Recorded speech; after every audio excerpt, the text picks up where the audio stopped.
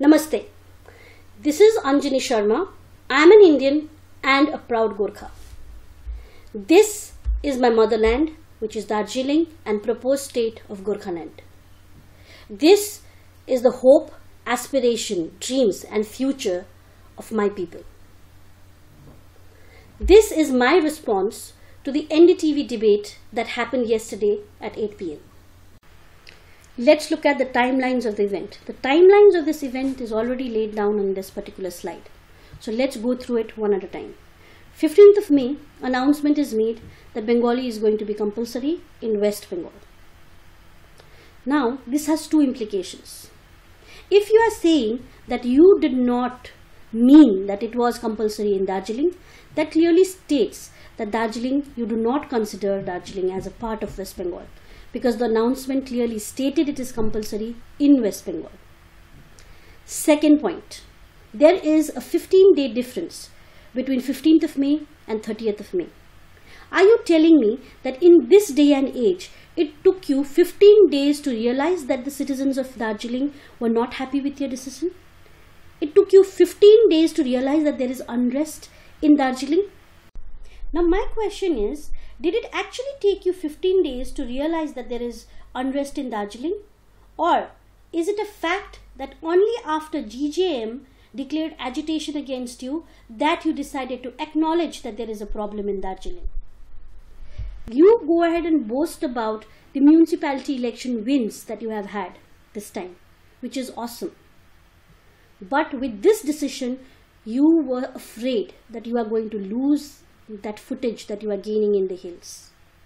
That's the reason you were forced to acknowledge that there is unrest in Darjeeling. Otherwise, as always, you would have royally ignored all the aspirations and the unrest that is happening in Darjeeling. Till date, the policies that you make in West Bengal never includes Darjeeling Hills. Now, let's look at 5th June. 5th June, Mamata Banerjee visits Darjeeling, rather Mirik, a part of Darjeeling, and makes an announcement that this is an optional decision. It was never compulsory. Please explain to me that were you not aware that Bengali is already optional in the hills, that you had to make an extra notification that it is going to be optional? Because I, being a citizen of Darjeeling, know that it is optional, and you being the chief minister of that area do not know that it was already optional.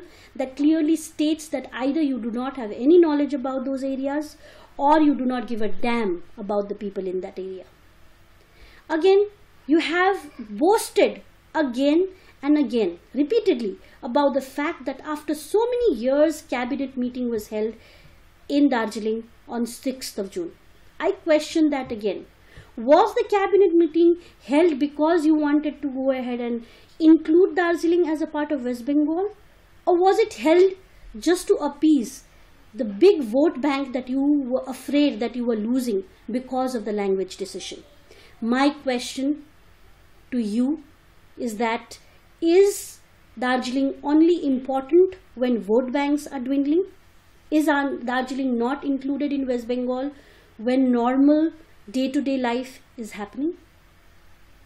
Because of your entire political ploy of deployment of compulsory, non-compulsory Bengali, whatever you wanted to do, as a result of it, we have 3 people dead, 1 person injured, and millions of lives affected because of this change. Maua has questioned in this debate, why did GJM wait for so long to go ahead and raise a Gorkhaland issue? Why now? My question is directed towards Maua, and my question is also, why now, Maua? Why now in the month of May was this language issue raised? Don't you know that Darjeeling is a tourist spot? Don't you know this is one of the most crucial period of the year when people come to Darjeeling from all over the world, and the earnings that we have in these months is what supports the Darjeeling Hills for the entire year? Were you not aware that the thunderstorm that happens in Darjeeling, as Raja has rightly pointed out, is what makes sure that the crops in Darjeeling goes well for the entire year?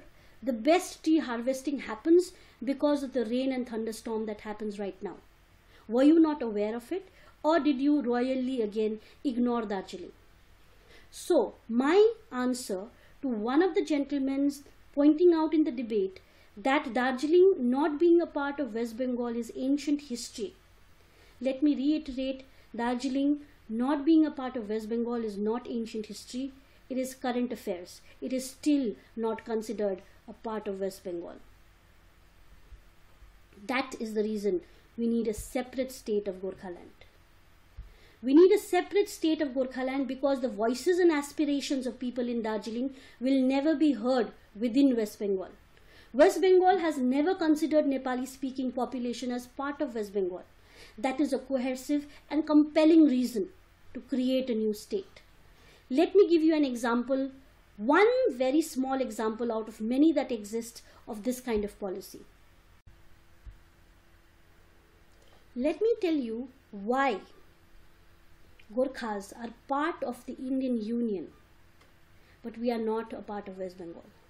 UPSC examination, which is a nationwide examination, has Nepali as an optional subject. WBCS examination, on the other hand, similar examination on a state level in West Bengal, does not have Nepali as an optional subject. It has, mind you, Urdu, Pali and even French, but it does not have Nepali. This clearly states that we as Gorkhas are not considered a part of West Bengal, but we are a part of this national which is called India. Now, let's go to other cohesive and compelling reasons for formation of states. They have been